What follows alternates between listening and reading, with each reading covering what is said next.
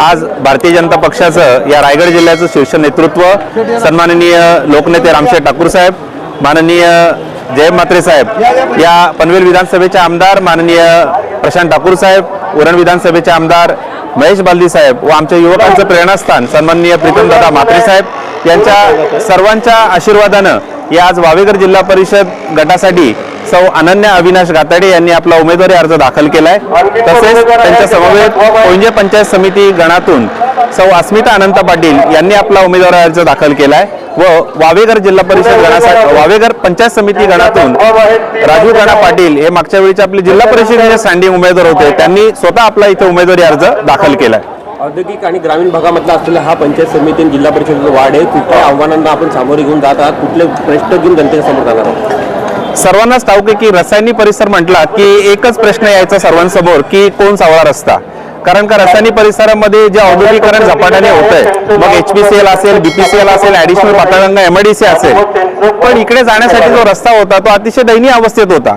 मागील 5 वर्षामध्ये आमदार महेश बालदी साहेबांच्या सोबत काम करत असताना आम्ही सन्माननीय केंद्रीय मंत्री नितीन गडकरी साहेबांना भेटलो आणि या कोण सावळा रस्त्यासाठी जवळपास 50 ते 60 कोटी रुपयाचा भरघोष निधी साहेबांनी मंजूर करून दिला आणि आज रस्त्याने जाताना लोक हसत खेळत जातात।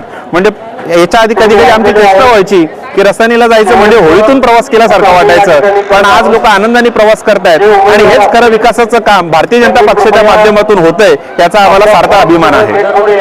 दादा आपल्या सोबत आहात, पक्षाला मजबूती आलेली आहे, संघटनात्मक कशा या संधीचा आपल्याला लाभ होईल? नक्कीच आपण पाहिलं असेल की आता जी उरणची विधानसभा झाली त्याच्यामध्ये प्रीतमदादांना चांगल्याच पद्धतीने यश मिळालं। कारण का एक युवकांमध्ये एक आशा वाटते, प्रीतमदादा जिथे जातात तिथे सर्वच नवतरुण एकवटतात, कारण का त्यांना आशा आहे की हा आपला एक भविष्यातला चांगला नेता आहे आणि अशा नेत्यासोबत काम करण्याची आमच्यासारख्या कार्यकर्त्याला संधी भेटते, आमच्यासाठी अभिमानास्पद आहे। आणि नक्कीच येत्या काळामध्ये प्रशांतदादा असतील, महेश बालदी साहेब असतील किंवा प्रीतमदादा असतील यांच्यासोबत काम करून या पर्टिक्युलर मतदारसंघामध्ये भारतीय जनता पक्ष 1 नंबरला ठेवण्यासाठी आम्ही सर्वजण प्रयत्नशील राहू। वावेघर जिल्हा परिषद मतदारसंघ हा महाराष्ट्राचा बालेकिल्ला होता आणि या बालेकिल्ल्यामध्ये आपण निवडणूक लढताय। ही बालेकिल्ल्याची राजवट मोडून काढण्यासाठी काय प्रयत्न असणार आहे महत्त्वाचे? आपण सुनीलजी आत्ताच म्हणालात की बालेकिल्ला होता, कारण का ही गोष्ट खरीच आहे की महाविकास आघाडीचा बालेकिल्ला होता, पण आमदार महेश बालदी साहेब असतील आणि त्यांच्या समवेत प्रीतमदादा